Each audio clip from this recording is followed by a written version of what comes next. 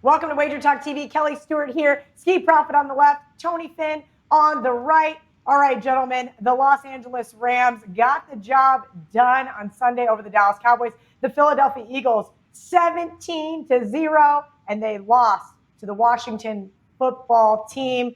That one's going to take me a little while to get used to there. I'm not going to talk about this game because I have a best bet we just did on Bet On It, so make sure you guys check us out over there. But I'm curious to see if you guys back me or not here. Tony Finn, I'm going to start with you. You have a ton of notes here on both of these teams. Your thoughts on whether the Rams are worth laying a point here at Philadelphia? Well, it's funny. I looked at this line on Sunday when they put out when the odds makers opened it up, and I said Philly -4. That's not a number I want to mess with. I thought it would be closer to a pick 'em, and it didn't take long before I glanced back, and there were the Rams as the favorite. I thought it was an overreaction to the Rams winning at home against Dallas, and Philadelphia being the biggest public team, on the rotation last week and losing it the way you just described. Kelly, Doug Peterson has more problems than just trying to redirect Wentz back to who he was 2 seasons ago. And Ertz is unhappy. He's decided not to sign on. This team is an absolute mess. And we talked to them being a mess midway through last season. The fact that they found their way to a division title or backed their way in because of Dallas, their ineptitude, which still remains, I think, under McCarthy and a first-year McCarthy, his offense is a little bit convoluted. The Rams might be the team that they most want to have at home. I mean, the Rams are, again, I still think that the Rams are better than they were last year. I think they're better at running back, and they may tell you that they released Gurley because of finances, but I think it was more than that. And the fact that they felt like Brandon Cooks could go away, they also felt like that if you can rebuild in the NFL, Kelly, which you really don't have time to do, you can retool and you can work towards being better through the draft and through some free agencies. The Rams are not going to be anything special this year, but the Phillies are going to I think that what we saw in the NFC East, Kelly, is what we're going to see all year, much like last year. The only team in the East that won last week happened to be Washington, who was playing an East team. You got Washington at 1-0, the rest of them 0-1. And I think that the winner of this division is 8-8, and probably takes tiebreakers to win at that. I'll tell you right now that although the Rams are a small favorite, I think that's a bad number.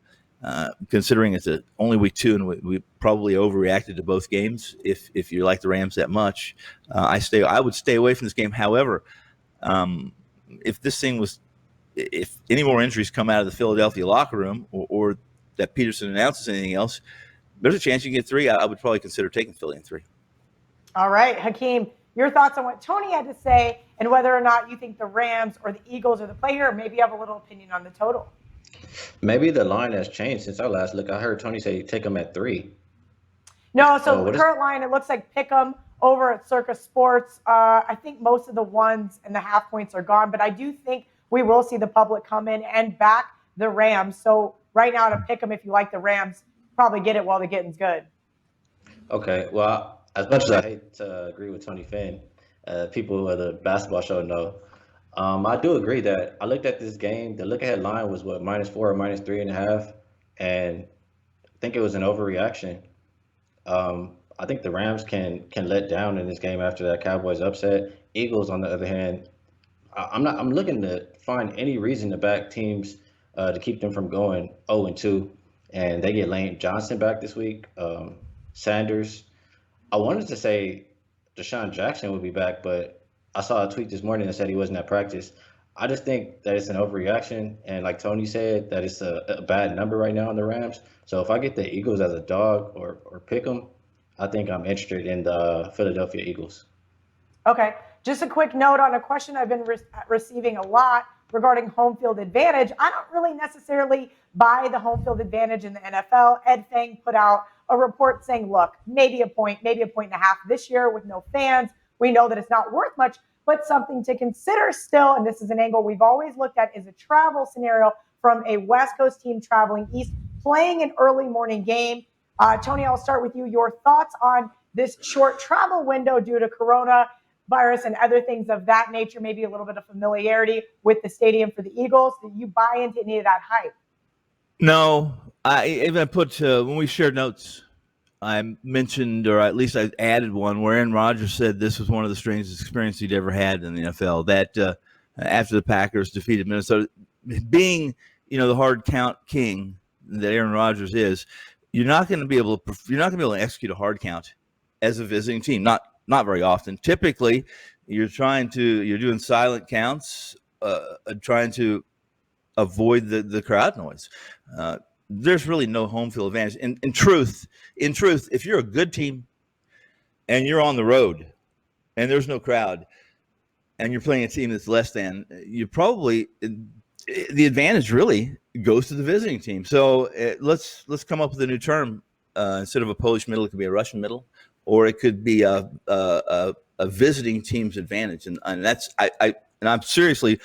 I'm telling you, I seriously believe that a team like Kansas City, who faces loud crowd noise because everyone is going to see them play with no crowd, I think they get the advantage. And I don't see anywhere, any shape, any form where Philly is going to have any advantage, even if they put 20% into their stands like Kansas City did or like Dallas is going to do. All right, Hakeem, your thoughts on this quote-unquote home field advantage and or the travel schedule, where we know that it's been a situation of fading West Coast teams early on the East Coast. Does any of that come into play in this game in particular? I do think it's weird to play without fans, but I put more into just that travel aspect. I mean, there's probably more COVID restrictions in different places. So I would probably look into stuff like that. I'm not taking it too much into consideration, though. Okay, awesome. Make sure you guys are giving Tony a follow at Finn at WagerTalk on Twitter. And of course, Ski Profit at Ski Profit. Both of these guys put on a tremendous basketball show. So if you guys have not checked that out, make sure you do so on our WagerTalk YouTube channel.